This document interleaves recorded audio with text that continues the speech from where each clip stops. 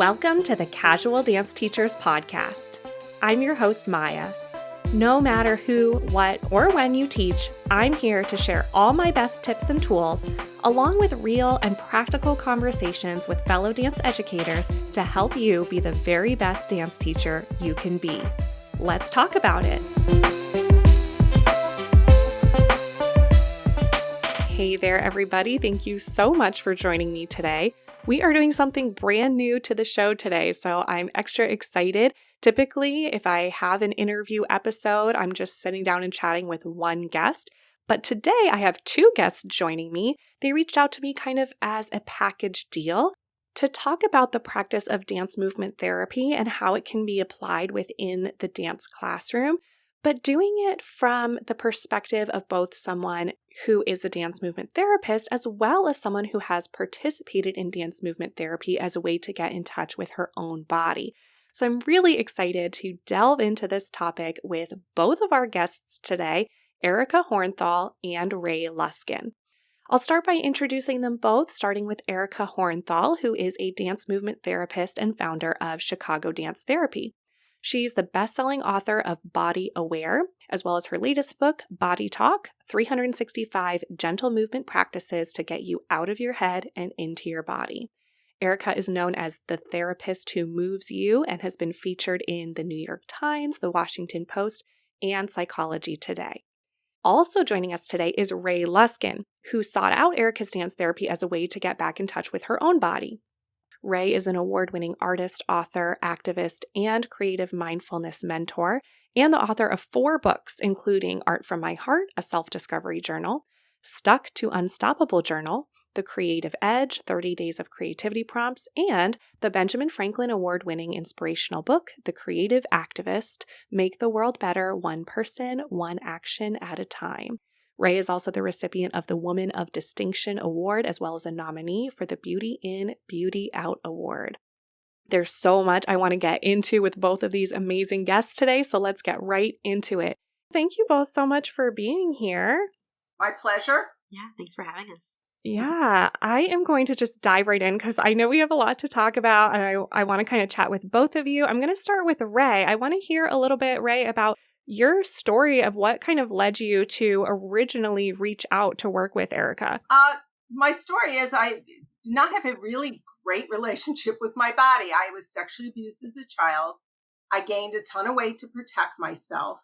And unfortunately, I am still dealing with some of those issues. I would love to say I'm not, but I am. But that was the reason I wanted to go see Erica, is because I needed to learn to move in my body, to embody it. I didn't. I felt like half the time I was floating above myself. And for many years, my body was the enemy. So working with Erica brought me much more in touch with who I am, how I move in the world, because I didn't even see myself. Whether you're taking up spaces, it's a huge person, or if you're thin, it didn't matter. I just didn't see myself in that space. Yeah. Thank you for sharing that. And I want to turn to Erica for a second and just ask you, Erica, what are the initial steps when Rae first reached out to you to identify where the areas were where we could tap into the body, her connection with the body, and how did you kind of learn where dance fit in with that, with her particular case? Honestly, just like I do with any of my clients, I really let them take the lead. So it wasn't so much me feeling like I have to uncover what the best way to work with this person or this particular circumstance, because unfortunately, I had worked with quite a few women who did have a background of sexual abuse or sexual assault. So even for me to say, oh, I've done this before, I could do this again, does a disservice to her own situation. Mm-hmm. So I treat every client, regardless of what they're coming in for or coming in with, as the first time I'm ever seeing whatever the recurring theme or issue may be. So for us, it was really a lot of exploring different movement patterns. Sometimes it can just be, let's just walk through the space. Let's stand up. Let's stretch. We did encourage quite a bit of music. We did a lot of play, a lot of exploration. I would bring out props, and not in a way that was like, here, use this. It was always an invitation. And Rae is, she has such a beautiful background in creativity. It didn't take much. I didn't really have to do anything. It was really just creating the space and like having this neutral room where she could just be herself. What I loved was Erica, though, also worked with me in the way that I work, because I do a lot of journaling. I use a lot of art. So we incorporated it into my practice. So she would have me do a movement, and we'd talk about, well, how did that feel in your body? Where do you feel it? What is the difference? All these things, whether I was writing on the chalkboard or she gave me a big piece of paper, and I always could do different things. And that just, her individuality and treating me as an individual is what made it so delightful. And I was ready to play and explore, and I trusted her enough to really dive into moving my body. And the idea of being sensual is like terrifying to me, and she allowed me to do that, whether it was like the scarves and we were moving and it's sort of like belly dancing almost, or playing with the hula hoops, all these kinds of things. They allowed me to explore parts of myself that I totally dismissed. Yeah, I remember because my office has changed quite a bit. And at one point I had these like sticky, like peel off the wall chalk decals. And so, yeah, like especially they were there for anybody to use, but Rae really took advantage of them the most. And that was a lot of how we processed whatever the movement was. I remember several times, even just as we were moving together, you would have the chalk in your hand and you would go over and like write a word that came into your mind and then go back to the movement and then go write another word. And then we'd stop and reflect and kind of look at like, oh, what were the words that popped up? Or were there some lines or squiggles? So even as a dance therapist, we look at everything as movement. So I'm not doing art therapy. I'm not doing music therapy. I'm not doing drama therapy. But all of those entail movement. And so if the client really resonates with the journaling aspect, that's creative writing. That is moving your pen to paper. If the representation of art is really helpful, I'm not inferring anything from the art. I'm not analyzing it, but it is a way that we can express ourselves, and it is all movement. So it was beautiful to witness, but really lovely to just allow her to be in that creative space. Well, and it gave me a voice in a way that I didn't have a voice before, especially to talk about my body and whatever, because there was a lot of trauma still buried in some of those somatic cells there. But, I could release some of it. And it was like, oh, there were days I go home and I was exhausted. And there were other days I went home and I was energized. It just sort of depended how deep we went, where we went with the movement and stuff. Yeah. Yeah. And Rae, I wanted to talk a little bit about kind of your perspective as a visual artist too. Obviously, that was a component of it. And if I'm understanding correctly, that's something that you've also done independently quite a bit as well. Is that right? Yes. I love dance music. I believe in all of those modalities for healing. They've done studies that if you dance before you're learning something, you learn it better. They've done a lot of science about movement, and it helps you do that. And for me, and a piece of one of my biggest healing tools was I call scribbles and doodles. So again, it's movement. And it was taking a crayon and going like this and letting out all this dark anger, rage onto the paper. And that is movement as well, and it was like, wow. That was my biggest healing tool after talk therapy for 12 years. And I'm a self-help junkie. Honestly, I've tried them all. And this was one I stuck with Erica for a year. That's how much I valued the work she was doing with me. It was not her doing it to me. We were working in conjunction, which I think is a valid point, because too often people feel like they're telling me what to do. And she just invited me to play. And that's very different. And so I felt really good. I love the scarves one, I'm going like this. I could be, anything, and it was like, again, sort of like acting, it's all those pieces. It's allowing me to emote. That's so cool. Erica, Rae, I was thinking about what you said about scribbles and doodles, but I want to turn to Erica and ask if there's other maybe movement exercises that would be like scribbles and doodles for the body that you've maybe done in the past. Am I inferring that correctly? Yeah. I don't know if Rae and I actually did this one, but just in general, I've done interventions where different parts of your body are the pen, so if, you don't want to use your fingers per se, can you write with your nose? I've done interventions where an example would be like, write your name with your body, not necessarily your body as the letters, but how would you draw, or sign your name using your body? Mm-hmm. Speaking of painting, a wonderful intervention, not specific to dance therapy, but we use quite a bit, is either making your body the canvas or using like the space around you as the canvas. Mm-hmm. And this idea of kind of covering your body or the floor with as much like quote paint as possible. And I think I did that many years ago just in dance class, and then connecting it to like emotions and flexibility of the body, flexibility of the mind. One of my groups I did with seniors many years ago, I invited them to use their fingers as paintbrushes. We didn't have paint. It was all imagination, but their canvas was the air in front of them, and they just got to paint, move to the music. And it was beautiful because like some people that were maybe much older, pretty far into their dementia, the imagination just soared. Like their cognitive potential just increases so much simply by moving, rewiring parts of the brain, allowing neurons to fire. Mm-hmm. And you would have someone that was so confused, so anxious, all of a sudden telling you about this one very specific memory when they met their loved one and were in a boat, and this is the scene that she's painted. Right. It was just like, you can't make this stuff up. Yeah. I'm sure some writers could, but like, I can't. I'm just witnessing it. So, yeah, it's just lovely. I know for me, I did something similar with dance. I'd have people dance in their seats, use their fingers, or they're conducting the orchestra. Mm. There are so many ways to use our body for healing and giving people autonomy over themselves that we don't think about, so I get it. We've actually talked about doing a program together, but it didn't happen yet. But it's that kind of thing, because I think there's so much synchronicity between whatever the arts are, if it's music, if it's singing, if it's, writing and being a poet, all of that. It is a way to express our most authentic selves. And we can tap into it, so deeply by micro movements sometimes. It's like, when this one where I have people come up and conduct, I talk about, oh God, now I'm drawing a blank on it. But I'd have them come up and I'd be singing a poem the whole time. You're conducting the orchestra and this, you're going to Z like Zorro or whatever, and you're making it up.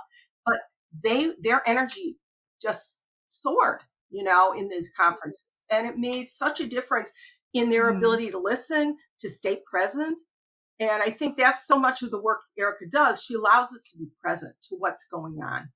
Yeah, that's so important. And I do want to make the distinction because I'm the host of the Casual Dance Teachers podcast. That's our audience that we're speaking to.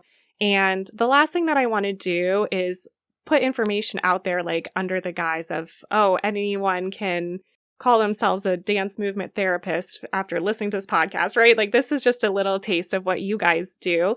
And we're just not in a place to be diagnosing or treating. However, we also want to have an awareness of the benefits that we can offer to the students and the places that they're coming from. And the fact, like Rae, you said sometimes you would leave your sessions like totally drained and sometimes you'd be really energized. And I think dance students can have such a similar experience, and they're carrying everything with them from the day, from their past experiences.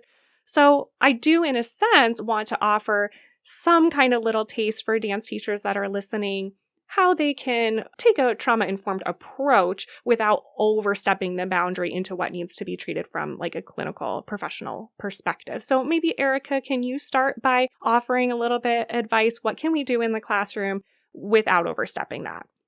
Sure. So I so appreciate these conversations because, well, for lots of reasons.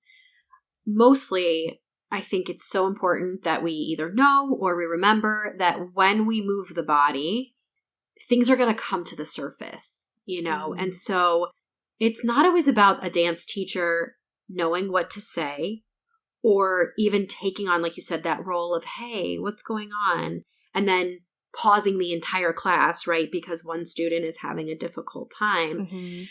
But recognizing that if a student isn't performing to what they believe is their best ability or something they've seen before, that it can signal some emotional stress, right? Or what I call like dis-ease. Mm-hmm. And it's hard because a lot of students will mask pain or they'll push through it.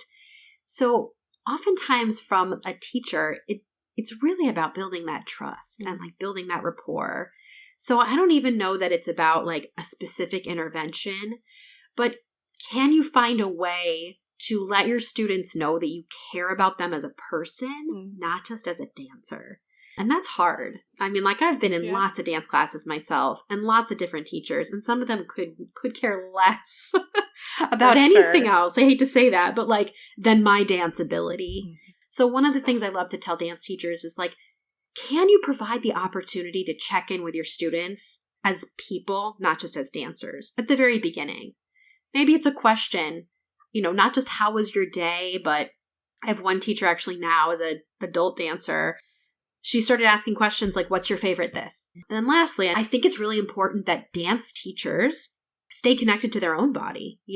Are you practicing? Do you have your own movement practice? How many dance teachers don't have the time to take dance themselves?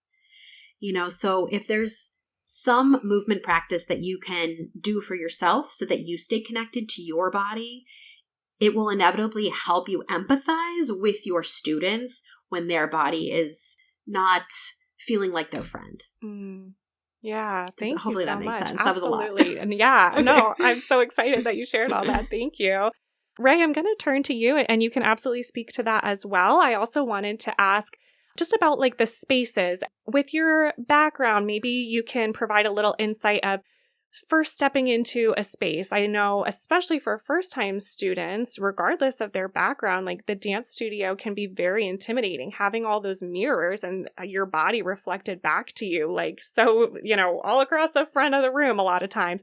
Can you talk a little bit about the spaces of dance studios? Like, what would make that a safe place for people? What would make people feel comfortable? And any other insight that you have on the topic? Well, that's really interesting. I happen to have my granddaughter who's 14 is, she's been serious about ballet for a long time, and she's been on toe for a year. And so she just got mono, so she had to drop out and she can't be in the Nutcracker, and how she's trying to cope with that. But the idea about learning to love your body and when a mirror is there is very scary, especially if you have looked at your body and you say, oh my God, this is horrible. Oh, look at me. I don't love, there's nothing about love. And one of the things I talk about is having affirmations. You could provide a sheet with some beautiful affirmations about, I love the way my body moves with ease and grace. I love the fact that I have the energy to dance, to do whatever I'm here to do. So you're focusing on the positive. And at one point, I also used to do with some of my students when we were talking about body image and stuff, was I had this little meditation I created, imagining you were Alice going down the rabbit hole and kind of thing. And you took the thing where you're really small. How does that feel? What does that look like? What happens to your body? Or then when you get big again, or you're that, the giant size, what does that feel like for you? So there is some awareness about the differences. And we set so much on other people's opinions about us. How many of us were told, oh, you'd be so beautiful, you only lost weight, or, those kinds of things. And I think dance is that opportunity to get to a lot of core issues. But I think that if you're really going to do that, you have to start, like Erica said, get to know who's in your class. And if you don't know them personally, you don't know what's happening or why they're there. I've been taking this art class, and I was talking, it turns out one of the women is a dance teacher at the local, place by me. And so we were talking about her dance background. And, there's so many ways to introduce dance as something fun, as well as therapeutic in some ways. Erica, to me, was therapeutic in the beginning, but then it was also fun. And I think that's finding that balance is a really good key. So anybody, if you can work with Erica, you're blessed. Oh, that's awesome. It is difficult. Dance movement therapy is not necessarily exactly translatable to a dance studio. Mm-hmm. And so I was always very aware of whether or not I had mirrors. None of my internships had mirrors. None of them were even in a dance studio. It was just a milieu. It was a nursing home. It was a hospital, a day program, something like that. The first time I ever had a mirror was when I was subleasing my own space at a yoga studio. And I remember how important it felt to have the option to close or cover the mirrors. Mm-hmm. Because even though I'm a dance movement therapist, people coming in weren't necessarily identifying themselves as dancers. Or they were like, oh, you were, paneled with my insurance company. I didn't even know you were a dance therapist. What does that mean? So that's another thing. I think even though we're used to dance studios having mirrors, maybe, dance teachers can have that awareness that not every student is going to want to see what they look like.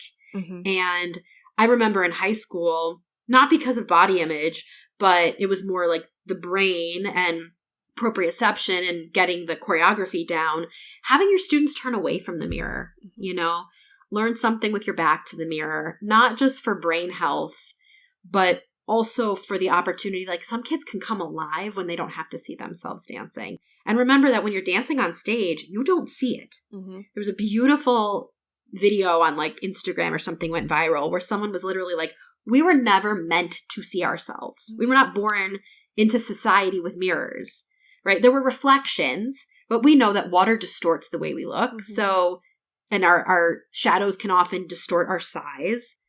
So just keep that in mind that like a well-rounded dancer, even though with social media it's a little different today, doesn't mean they have to be happy with seeing themselves perform. Mm. It's about how they convey the story or the expression, So you can always try that. If a kid seems to be having a really difficult, or student seems to be having a difficult time, it may be because of them seeing what's going on. And if you allow them to turn around or cover the mirror, they may show up very differently.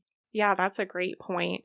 And I also wanted to add something that came to mind to Ray's point about having affirmations, because it reminded me that I had one teacher when I was growing up that would write on the mirrors, but would write like, point your toes, smile, all the big corrections that she would always give. Yes. And I do wonder if we turn that around and we're writing like, you look great, have fun, give yourself a hand, whatever, like those affirmations on the mirror, that might change things as well from a mindset perspective. So yeah, lots we can do with the space itself without even having to like take any class time to do a specific activity just to make it more affirming.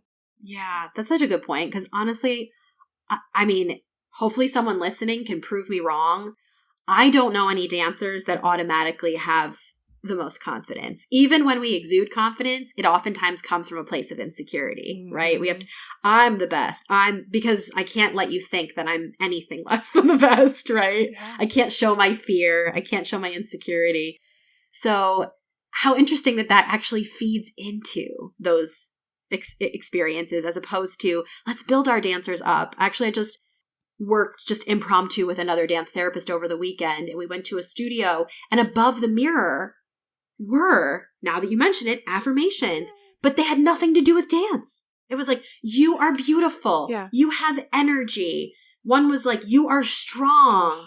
None of them were like, your toes are beautiful. Mm-hmm. Your form is amazing. Look how strong, look how flexible you are. Right. It was beautiful. So yeah, maybe we should be doing that more often too. Or have the students create them. Yeah. What's something you need to hear, right? What's something that makes you feel secure or like you could go out there and do anything? That's so empowering to have it come from the students too. Yeah, awesome stuff. And I'm looking at the time, I'm like, wow, this has flown, and it's been just a little teeny tiny taste. So for those that are hungry to dive in and get more, I want to hear from both of you. Let's start with Rae. Can you just tell us a little bit more about where folks can connect with you that are listening? I have a website, www.raeluskin.com, and it's RAELUS as in Sam, KIN. I also have a Substack called The Creative Activist Turning Pain to Purpose. I've created a series of interviews with different people who've used tools like Erica and people who have come forward and said they're a survivor and advocate. It's about healing tools. So you'll get a lot of articles there about other possibilities that you can try for yourself if you're healing. And I also on Facebook and LinkedIn, those kind of things. Yeah. So, yeah. Fantastic. And Erica, I'll turn to you too, but I just wanted to mention that I will put these links for both of you in the show notes because, people listening, I'm sure, are going to be overwhelmed with all the resources. So I'll pop those in there. Erica, how can people connect and learn more from you? Yeah, similar to Rae, I have a website. It is also my name, ericahornthal.com. I do tend to be most active on Instagram. So for any of you listening that are really into social media, you can connect with me there. My handle is The Therapist Who Moves You. And I always encourage people, direct message me, reach out. That's my favorite part of social media. It's not the actual content, even though that's fun sometimes, but the actual relationships that you can build from just having the platform there. So all the information is on any of those, website, phone number. So if you are intrigued or want to hear more about what I do, feel free to reach out. Beautiful. Thank you both so much. And before we finally close things out, and I'll open this up to whoever, whatever order, if you both have one or a couple or just one of you, do you have a favorite quote related? Well, normally I say related to dance. I think this conversation goes a little bit even beyond that. So just a favorite quote related to our conversation in any way. I love Twyla Tharp's book. I can't give you a quote, but it's about the vision that she carries forward about moving in our bodies. I've used that, and just about being creative in general, because she talks about creativity in all the aspects of dance. And I love that, whether it is the choreography, the music, the movement itself. So I don't have the quote, but I did love her book. Yeah, no, that's great. Thank you, Rae. Yeah, quotes are always challenging for me. I remember them and then, unless I write them down, I forget them. But one that has been drilled in my brain since I started my master's program as a dance therapist many years ago now is a Martha Graham quote, and she said, dance is the language of the soul. It's kind of the barometer, right? Telling the soul where to go in a sense, but dance is the language of the soul has always stuck with me because it is for me. It's I feel sad, I dance. I'm happy, I dance. I'm anxious, I dance. Yeah. It's the only thing that gets me back center. Absolutely. Yeah, that's awesome. Thank you so much. Do either of you have anything else that you wanted to add? I did find a quote. Oh, yeah. Yeah. I just found the quote, one of them. Art is the only way to run away without leaving home. Ooh. Creativity is an act of defiance. These are the things that I loved about what she said and just made such a huge difference in my own life. So thank you. And I can't stop. Okay. But I was just talking to another dance educator actually, and she had mentioned our body is truly our home. And so that idea of you can't run away from it. So let's dance in it. Yeah, that's perfect. That's Can I offer one last thing that just kind of popped into my mind? I would love that. Yes. Actually just speaking to the dance teacher or students, maybe you have people that are listening that are like, oh, I want to become a dance teacher. I'm going to give a little bit of a shameless plug for dance therapy. That personally, I grew up dancing, but it was not in the cards for me to teach dance or to be a performer. And that's actually how I found dance therapy. So for anyone listening that's not finding their groove as a dance teacher, not feeling like they're called to perform, explore the world of dance movement therapy. You might be surprised, at how much, especially if you love helping people and mental health, but not too much of the, clinical. I mean, it can be very clinical, but it can be more expressive. I just felt like I needed to give a little bit of a plug because that's how I found it. I was kind of guided into dance and maybe education. And then someone was like, you should be a dance therapist. I was like, okay, sold.